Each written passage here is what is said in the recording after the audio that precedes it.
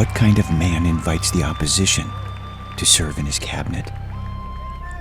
Pulitzer Prize-winning author and historian Doris Kearns Goodwin called it a team of rivals. Perhaps the portrait of a genius at balancing the political factions and personalities of the day.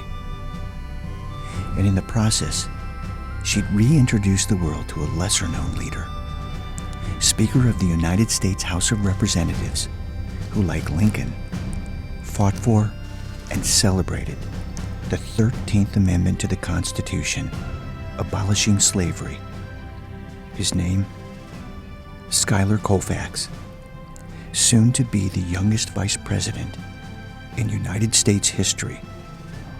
His home, South Bend, Indiana, a place from which others would make significant contributions during America's Civil War. This is the story of the hard and often dangerous work, the real story, like so many of Doris Kearns Goodwin's stories, of leadership. And the penniless, ostensibly powerless women from this community who went off to war and changed the world.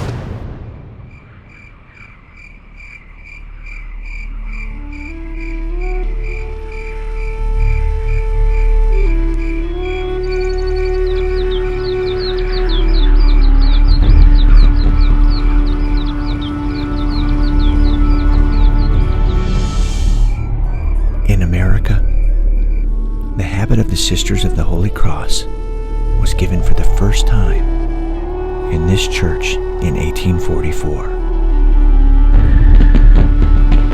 20 years later, when half the sisters answered the governor's call to serve as nurses during the Civil War, they agreed solely on the condition that they be allowed to treat casualties from both sides of the war.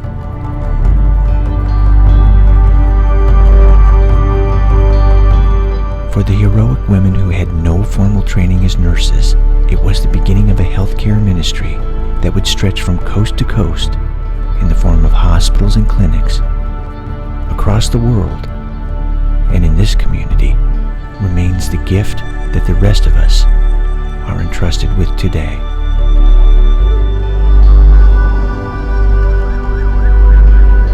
A high-tech, sophisticated regional healthcare system extending into every city, town and village, every neighborhood.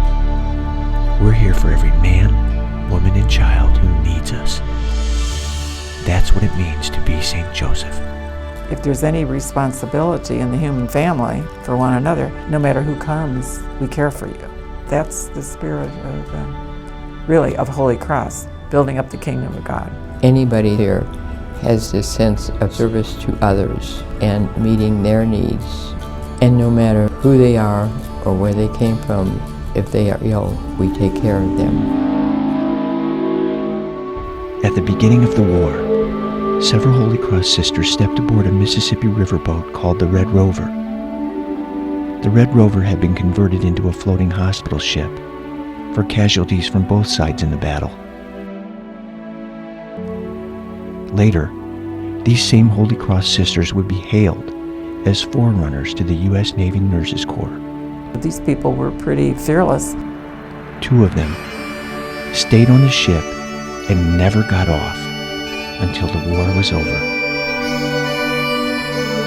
After the war, the sisters recognized that the quality of health care in the region needed to be improved.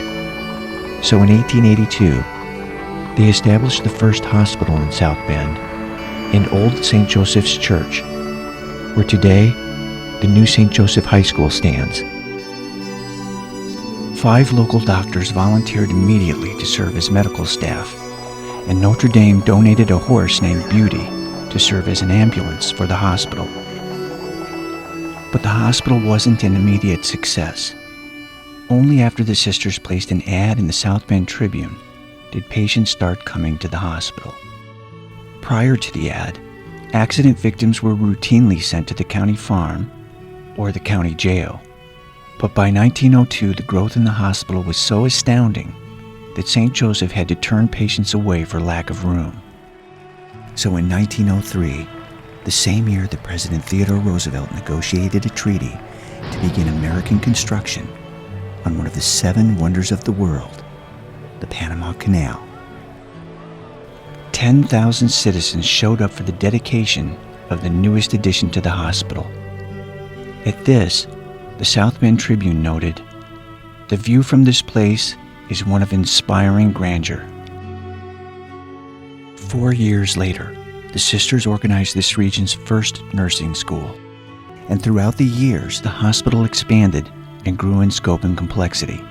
In 1947, the sisters first began inviting lay people from the community to advise them on running the operation. In 1969, the first lay board of trustees was formally organized, and to this day, volunteers from the community sit alongside Sisters of the Holy Cross and now the Poor Handmaids of Jesus Christ in making decisions about the healthcare system. The Poor Handmaids, they cared for the sick right in their own homes. Until 1910, that's when physicians asked them to build a hospital in downtown Mishawaka. Their ministry continued to grow and serve the healthcare needs of men, women, and children in this community for decades to come. A decision to merge at the turn of the 21st century meant the Poor Handmaids, the Sisters of the Holy Cross, and the Lay Board of Trustees would now sit in governance over the largest Catholic healthcare system in north central Indiana history. And the little hospital on the hill that once struggled for patients would now be called St. Joseph Regional Medical Center, a name reflecting the sheer magnitude, scope, and reach of the new healthcare system. Today, St. Joseph Regional Medical Center is represented throughout the region. A hospital in Plymouth, one in Mishawaka, the Sister Maura Brannick Health Clinic in South Bend, and many other medical specialty clinics and practices throughout the region. Since arriving here in 1843, the story of the Sisters of the Holy Cross is one of sacrifice and dedication to every man, woman, and child in this region. The sophisticated state-of-the-art healthcare system that we enjoy in this community today, well, it wouldn't exist at all if not for the brave women who went off to war and then opened hospitals all across the country, including the little one on the hill right here in this town. St. Joseph Regional Medical Center, a high-tech, sophisticated regional healthcare system extending into every city, town, and village, every neighborhood, for every man, woman, and child who needs us. Thanks to the sisters who made it all possible. That's what it means to be St. Joseph.